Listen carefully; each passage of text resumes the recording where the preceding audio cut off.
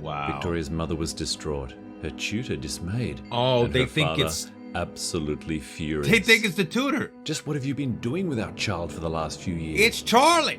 I've never had an imaginary friend. I had stuffed animals that I gave personalities to, but I knew they weren't real. If anybody at any time would have asked me if they were real, I would have said, well, no, they're stuffed.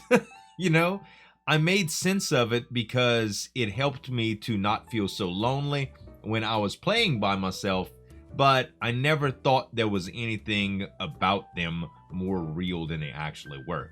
But a lot of kids, and even some people, have imaginary friends that, in my opinion, can be kind of creepy.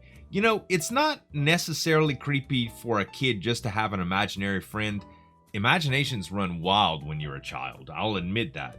But all of the stories that I've ever seen about imaginary friends are relatively vague. Sometimes they have a name, sometimes they have quirks, but normally the horror stuff kind of goes into detail when kids have personalities that they've given to these imaginary friends, or facts that they state that make you think, there's something more going on over here. So it's always intriguing to hear stories about these, and we're gonna react to one today by Nightmare Tales. Make sure to go over to their channel and subscribe, hit the notification bell, and if you like reaction videos like this, make sure to subscribe to this channel as well. Let's get into the animation. Victoria and Charlie. Set deep in the English countryside, a beautiful old manor on a huge estate had been in the Dormer family for centuries. I love the animation style, man. Lady Dormer, an insomniac, walked the halls day and night. Sucks. Her only care in the world was her daughter, and her biggest fear for her was that her daughter would be lonely as she had no playmates of her own age. Until she had been an However, imaginary friend? It appeared that Victoria had addressed this herself and had created an imaginary friend named Charlie to keep her company. There you go. They were Charlie. inseparable.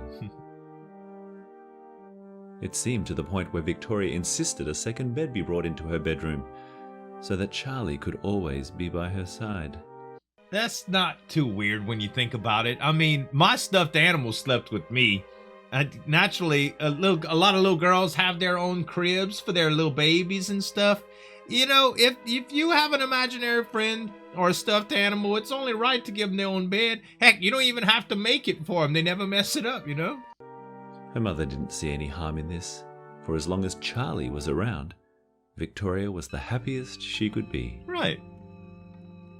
There wasn't much concern with Victoria's obsession with Charlie, as it was considered to simply be a phase she was going through. Sure. That was, until her tutor expressed concern that it was getting out of hand. She'd been tutoring Victoria for several years and had always admired her brilliance, allowing Charlie to always be by her side. He was, after all, imaginary. Of course. The issue was that on one particular day, she had asked Charlie to stay out of the room so as to not distract Victoria. Right. Once he was gone, Victoria became an appalling student, having no idea what the tutor was talking about. What? And unable to process the most basic of information. Now that's weird. Like, you would think that Charlie may be distracting her, but the lack of Charlie is actually making her, like, not process basic functions. I wonder if it's like a separation anxiety she gets. Once Charlie was back in the room, though, she was absolutely brilliant. Same for her piano playing. When Charlie was there, she was incredible. Without him, it was as if she was a mere beginner. Weird. Thinking this was completely ridiculous, right, the mother called Victoria into the room in order to get to the bottom of it. There you go. She was given a simple maths problem to perform and was told that Charlie was to stay outside of the room. Oh, not good. Alas, Victoria pondered over it for several minutes before giving up. Wow. They then asked her to play the piano. Same thing. She was terrible, barely able to play a scale.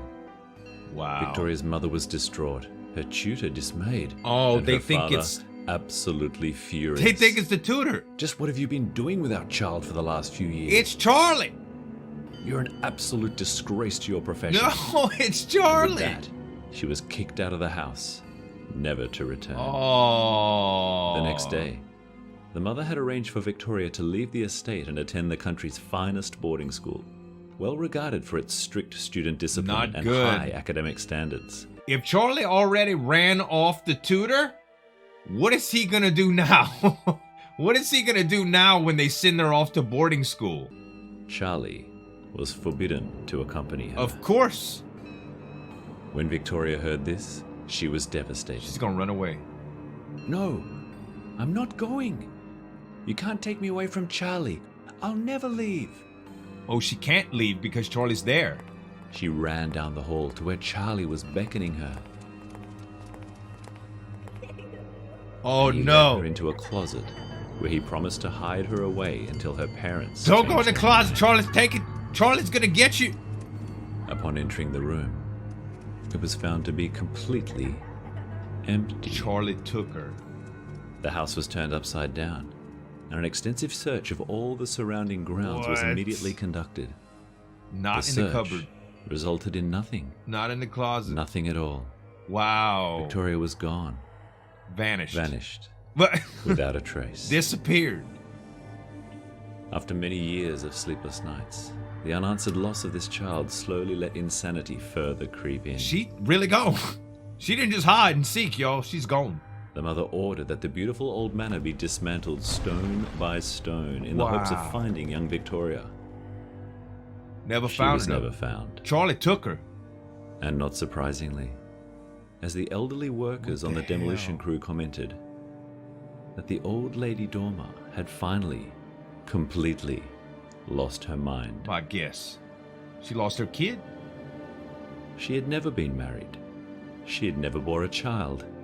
She had lived, for as long as anyone could remember, completely alone. What? Wait. That's the end too. She made all of that up? Her husband, the daughter, Charlie? Bruh, I had insomnia a little bit before, but that's bad. That's bad. That's pretty much insanity. Oh, bruh, that was a good twist, yo. That was such a good twist. And the animation quality is always so good with Nightmare Tales, especially as the voice. His narration is awesome, too. Guys, make sure to show him some love. His link's going to be right here. And we got a couple other videos that are reacted to from him right there as well. Thanks so much for watching. As always, this is Zueljin signing off, and we'll see you next time. Break it down.